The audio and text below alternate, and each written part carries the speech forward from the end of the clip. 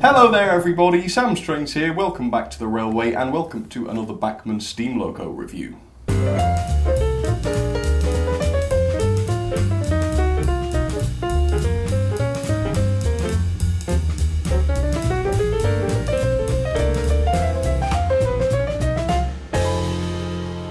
So in today's video I'm going to be doing the second part of my unboxing of this, which is the Kader 60th anniversary set by Bachmann. If you haven't seen the first part already, it really doesn't matter because the two locos in this set are completely unrelated, but if you do want to check it out by any chance, the link is going to be right there right now, so check it out.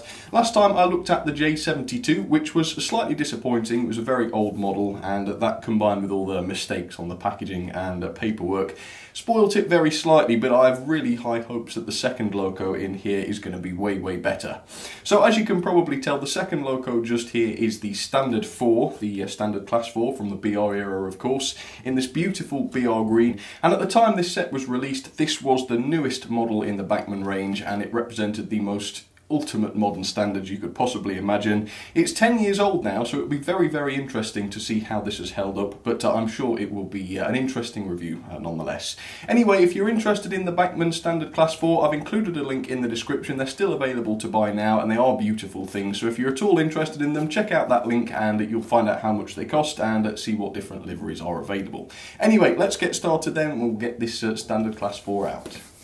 So obviously last time I did go to quite some length to show the packaging off on this, so I'm not going to be going into this again today, just to save everybody's time, but if you are interested I will just briefly show you the end of the box. The product code you're looking for if you want to look up this set is 30-060, and yes, as you know, it's the 60th anniversary of Kader set. And if you want to know more about what that means, check out the last video as I said, but it's not too crucial for the review. Right, let's try and get this Standard Class 4 out then, which I do like very much. I think it's lovely. So, yes, there it is, and I will just grab the J72 out, so that's the one I did last time, but I will just grab the envelope here, which has got the paperwork inside, so that we can have a quick look, of course, at the Standard Class 4 paperwork, and here it is. So if I just open this out, yep, you can see this is the BR Standard 4MT 460, there's the exploded diagram. It's all numbered and labelled very nicely, as you can see. Yep, we've got the decoder socket inside the loco, so it is new enough to be DCC ready.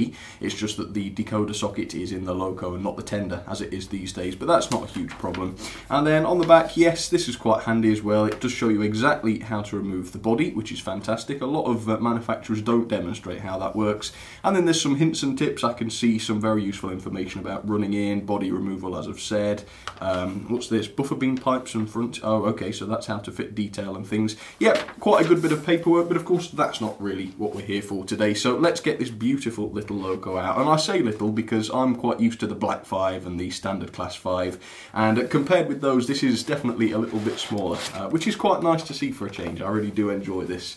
I know some people aren't a fan of these standard locos because they're all very sort of, well, they're all mass-produced, weren't they? I don't suppose these are any more mass-produced than, you know, older designs, but they're certainly not designed for their elegance, are they? Which I suppose wasn't always the case. You know, there was a time when they had to be beautiful, and I suppose these are, I suppose they are, but not so much as some other designs. Anyway, let's stop waffling. I'm going to grab this detail pack for you. Right, so there's a bit of detail in here. It looks like we've got a couple of steps. There's a vacuum pipe, I think I can see. A bit of pipe work. There might even be cylinder drain cocks. Yes, the instructions did demonstrate how to fit those. So that's just fine, but I'm not going to be doing that today. I'll just pop that back there. Right, let's get this out then and take a look. Now in this packaging, the loco and tender I think are disconnected. They needn't be, but yeah, they are. So right, I'm going to grab the tender first, I reckon. Right, so first of all, the tender is very beautiful. It reminds me of the IVAT tender that I've got on an IVAT Class 2, I think it is. Could well be the same tender, I bet it's a standard tender. Noticeably, it's extremely light. This is very light, but also noticeably, it's very nicely detailed. It seems to be good quality, it feels, you know, pretty sturdy, and just look at the beautiful paintwork on there. This is in the BR green, and I really do like BR green. So yes, there's the tender. More on that in just a second. Let me grab the loco for you then. here it is. And yes, this is definitely much heavier than the tender, as you'd expect, but yeah, noticeably so. The running board here is very clearly die-cast, which is definitely a big difference between this and the J72. I love it when a loco has a die-cast running board because it just does so much to the weight, and indeed this is very heavy, which is great. So as you can see, a really nicely detailed loco there, lots going on there in terms of detail. Let me hold it with the tender, which is easier said than done. It's hard to connect them. There we go, I'll just do that. Well, I've managed to get them very close coupled there, haven't I? So yes, absolutely beautiful, as you can tell. I don't know if it's my favourite class in all of the world, but you can't deny that it's very smart looking. So, more on this in just a second then, but first of all, here's a little bit of history on the Standard Class 4. So, the BR Standard Class 4 was one of several standard designs adopted by British Railways to the design of Robert Riddle's. The class was introduced in 1951 and was produced for a total of 7 years up until 1957. The Class 4 was designed for mixed traffic, as a lot of the standards were, and they were ideal for use on routes for which the larger Standard Class 5s were a little bit too heavy, which I guess makes a lot of sense. 80 of the class were built in total, but like most standard designs, they were fairly short-lived. The first withdrawal began in 1964, which meant that the class had only spent a little over 10 years in service, really. Overall, though, 6 have been preserved and the remainder were scrapped, but, you know, you can't complain at 6. That's a reasonably good and healthy number. So there she is then, number 75001, the Standard Class 4, and yes, as I've said, I really do like these, quite fond of the Standard Class 4. I think they're very smart looking, although they're really, I don't think anybody could call them beautiful, could they? I'm not too sure about that. Well, let me know if you do find them beautiful. I think they're a little bit too serious looking to be called beautiful, and I think what really does it is the fact that the running board is so high up, which creates this massive sort of gap, as you can see. There's no splashes or anything like that. The wheels are well out of the way of the running board, which I suppose must have been a very efficient design, but obviously not beautiful, as I was saying. Right, so this model, compared with the J72, is streets ahead. It's so much more modern. As I've already said, it's got the die-cast metal running board, which is a beautiful feature. It's no longer split chassis. It does have proper pickups on it, as well as a DCC socket, which is very handy for all of those in the DCC community. It's got NEM coupling, so that you can fit whichever couplings you like. It's got sprung buffers. It's got a painted cab, although we'll get onto that in a moment. It's not massively well detailed, as you can tell. It's not 100% modern in the fact that it doesn't have any tender pickups, unfortunately, and as we saw earlier, the loco and tender are completely isolated electrically, which is a little bit of a shame because all or most of the Hornby tender locos of the time would almost certainly have had tender pickups. So it's a little bit behind in that sense, but I must admit I've not had any running issues with this, at least not yet. Another thing to mention is the livery application. I would say it's not quite as good as on the J72. As you can see, the banding here on the boiler is a little bit blurry in places, which isn't too bad if you're looking at it from a distance, as always, but certainly up close it is quite noticeable that. But that's really the only criticism in terms of the quality of this. And the lining in other places is just fine, as you can see along the running board, it looks great. On the steam chest there, it's just fine again. And on the side of the cab, you've got yet more beautiful lining with the running number and the classification, which is 4 obviously, all very nicely applied. The cab also has glazed windows around it, as you can see, which is great. No lining on those, unfortunately, but if that's prototypical, then that's prototypical. We've also got a metal whistle and safety valves, which are very nice little die-cast pieces, which I like very much. And around that area, you can see there's a whole multitude of different pipework, which appears to be separately fitted, which is great to see. There's also quite a lot of hand railing going on, as you can see on the side, which is all nicely done and it's all good and secure. It doesn't flex too much when you lift the model, which is great to see. The smoke box door has plenty of detail on it, as you can tell, as well as a separately fitted smoke box dart. And get this, the smoke box door even opens, which I think is astonishing. Look at this. There we go. No detail inside there, unfortunately, but I think for 10 years ago, that is really quite impressive. Lamp irons, as you'd expect, a whole lot of detail. I mean, the detail on this is pretty much second to none, isn't it? And yes, as I've already said, the cab detail is a little bit light, isn't it? There's not very much going on inside there. Certainly no paintwork on the dials, but it really wasn't all that fashionable 10 years ago to have painted cabs. That's very much a much more modern thing. So I suppose we should just be glad that it's got paintwork inside there, full stop. The wheel set and running gear is also relatively nicely detailed. As you can see, the rods and linkage system is all very, very nice and fine, and as we're going to tell when it runs, it does look fantastic, so we look forward to that.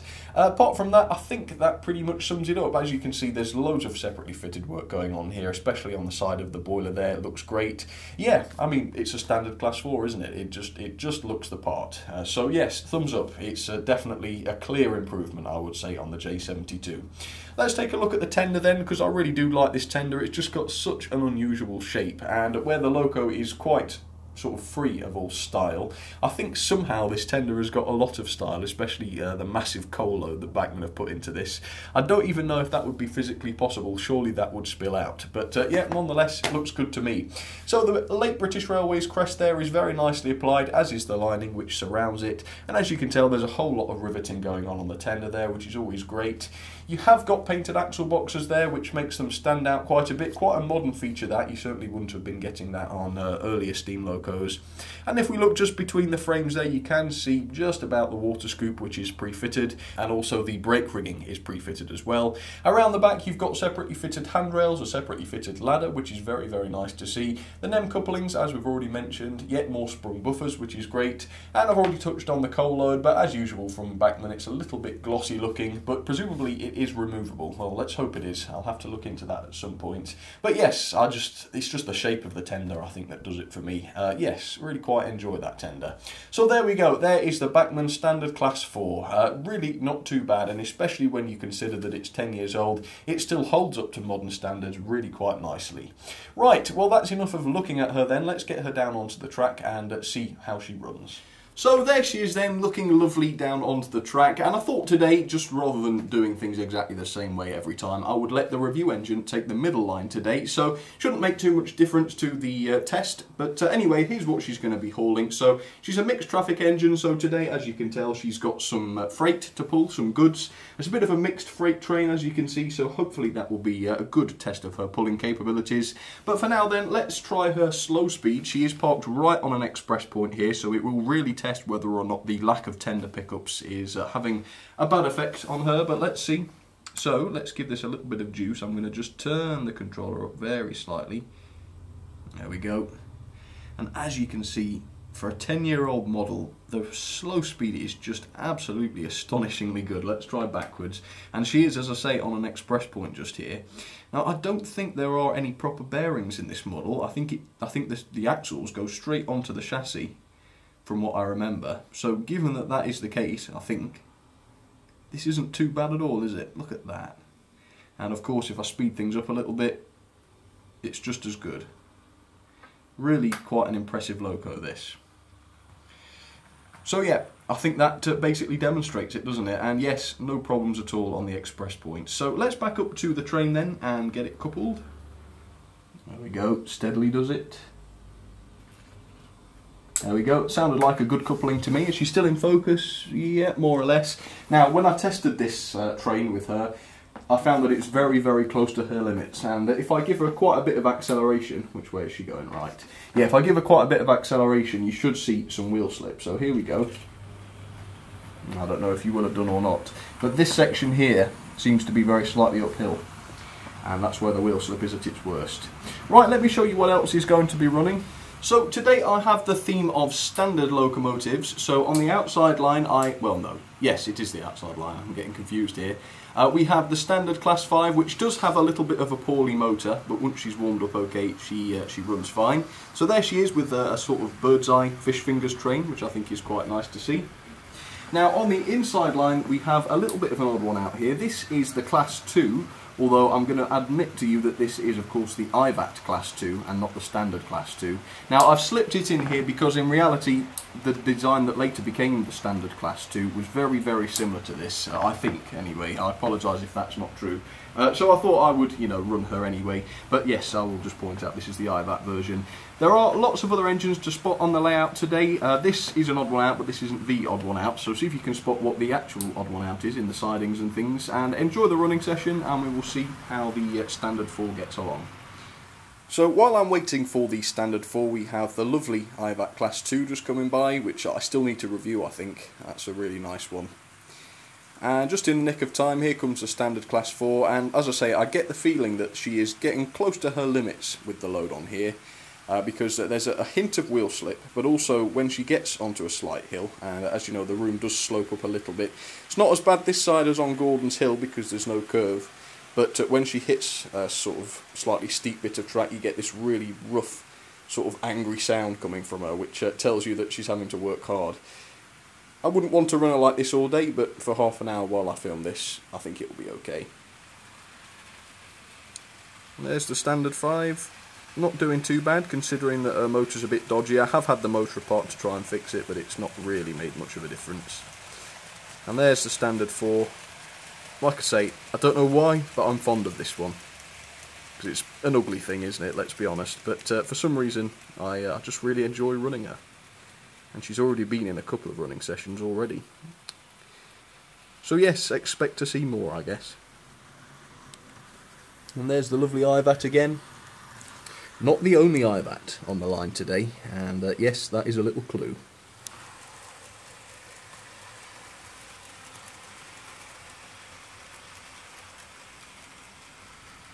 I think the Standard 5 has got a little bit of that sharpness to it as well, hasn't it?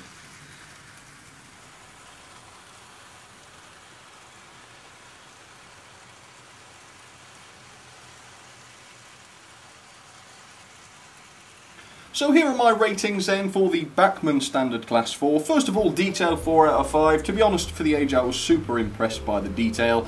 I think really the only two things that let it down were the slight messiness on the paintwork and the very, very basic cab detail. If those were improved, I think I would be giving this a 5, more than likely.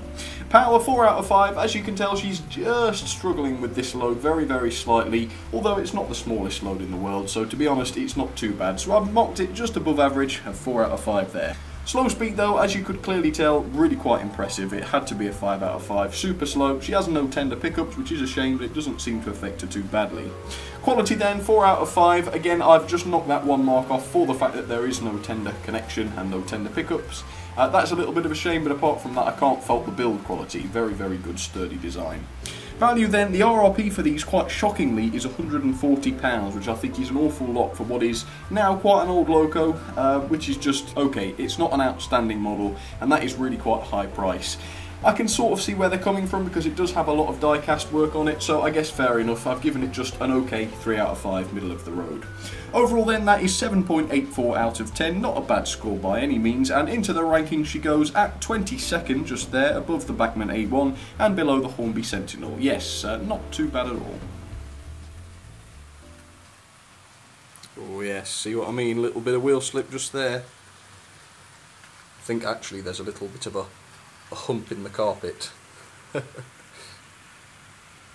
Which baseboard owners will never experience, but yeah, I reckon that's what does it just there.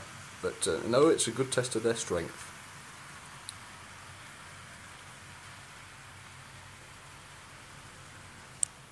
Well folks, that will conclude my little feature on the Kader 60th anniversary set. I really enjoyed doing that, and I hope you did as well. And of course it's lovely to see the Standard Class 4 run, because she is a great little loco. So yes, hope you enjoyed that. Thank you very much for your company, of course. Thank you very much for watching, and I will see you all very, very soon with yet more videos. So thanks again for watching, folks. We'll wait for the Standard 5 to come by again. And yeah, it's goodbye from me. Thank you. Well, I'm not going to say thank you again because I sound like a broken record. But yeah, alright folks. Cheers everybody. See you next time.